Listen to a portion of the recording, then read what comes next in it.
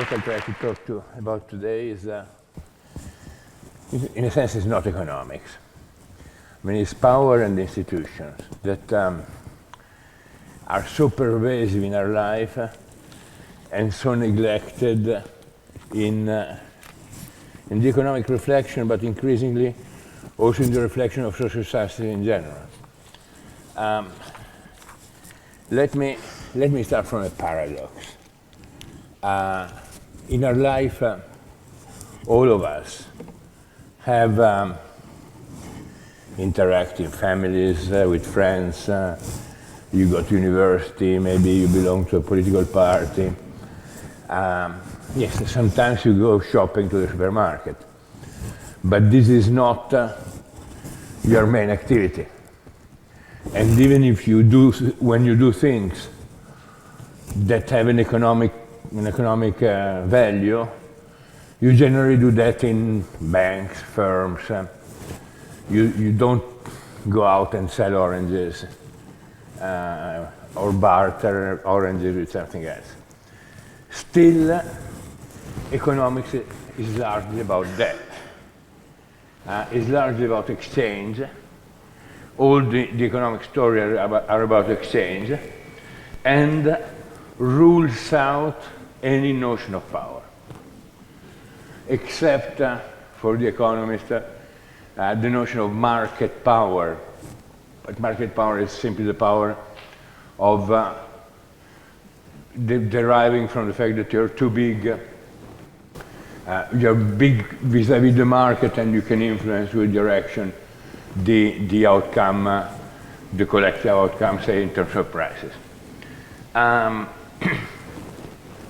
Let me try to tell you here a largely untold story that is also, I'd say, an ambitious research program in which institution, markets, and power are fundamental in shaping behaviors, form of social organization, and collective outcomes. Now, we need some definition. What are institutions? Let me take a very expansive notion of institution. First, institutions are formal organizations, say from firms to technical societies, to university, to government agencies. Second, institutions are collectively shared and socially legitimized pattern of behavior, from habits to routines to shared practices, to ethical norms, those that go under the heading, I think in German, of Sittlichkeit, right? And together are shared mental models, shared identities. Finally, third, institutions are negative norms and constraints, from moral prescription to formal laws. Now, rarely economists, but also increasingly non-economists address institutions in this full view. In fact, what we have been witnessing over the last 50 years or so has been the partial colonization of other social sciences by economics. What is authority and power? It's different things. One is the ability of some agent, the ruler, to determine the choice set available to the ruled. Within an organization, it's clear. You go and work, say, at Volkswagen, and you have a menu of actions that, given your job, you are allowed to undertake. But this is extended a bit, and think of when you were growing up, and your family was essentially doing the same. establishing the set of actions that were available and quote-unquote legal for you. Second is the possibility of the authority to veto a decision or action of the ruled. Third is the ability of the ruler to command what to do within the legal, the allowable choice set. Now you do that. Often, as Herb Simon was remarking, do that does not mean a precise action, but means a sequence of action. Fix this engine, which is not, or say military, attack and take over that hill, which again is a long sequence of actions. But I think the most subtle and deep form of power is the power in which the ruler influences the very preference of the ruled. I read the citation from Max Weber. The conduct of the ruled is such that it is as if the ruled had made the content of the command the maxim of their conduct for its own sake. Max Weber, The Economy and Society. It is the rule that identifies with the preference and the objective of the ruler. Now, I think that this notion of institution and this notion of power are part of a totally alternative paradigm in which also the motivation and the driver of behavior are different. Those of you that are economists or are studying economics know that in the standard mainstream view, what drives behavior are utilities. And therefore, the type of behavior is modulated by incentives that relate to the return in terms of utility to the agent. And preferences are the primitive. When you describe the choice of any individual,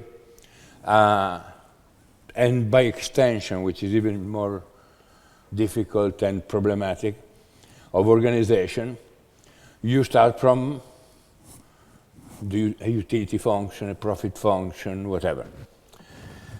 In the view that I'm suggesting, on the contrary, that view goes well beyond incentives. The rationality of the individual, the rationality and therefore the Zweck rational, the action according to an aim, the path to achieve an aim, are not the primitive of the action or the motivation, but often are identities.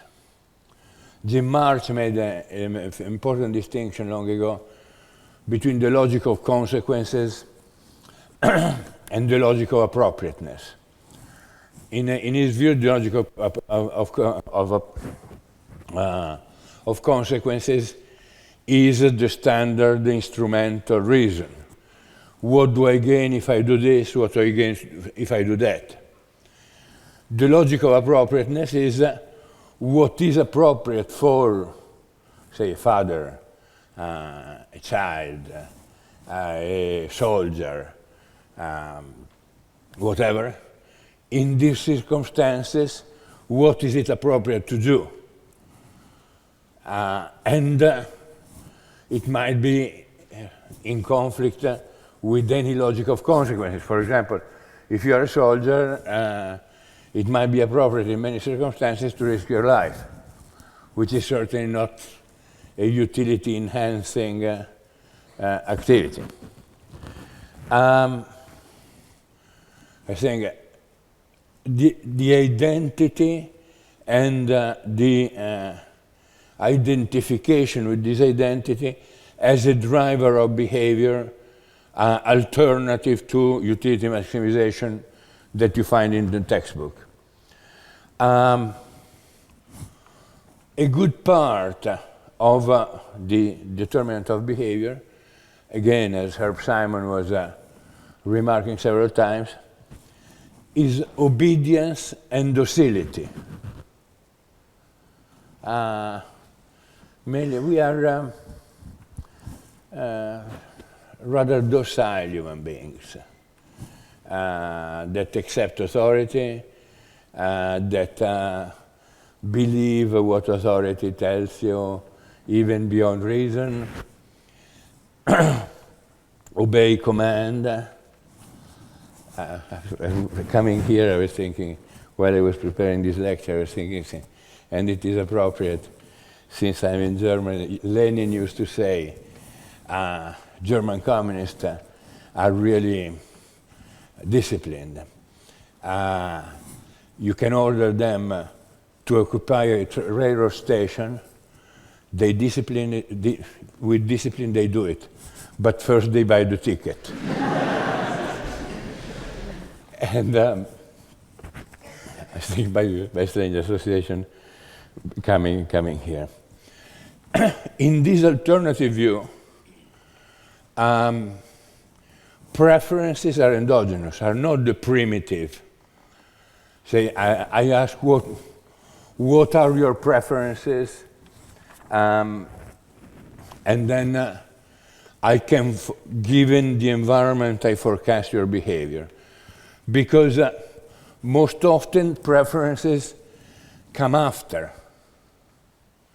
the fact, and are a sort of rationalization of what you have already done.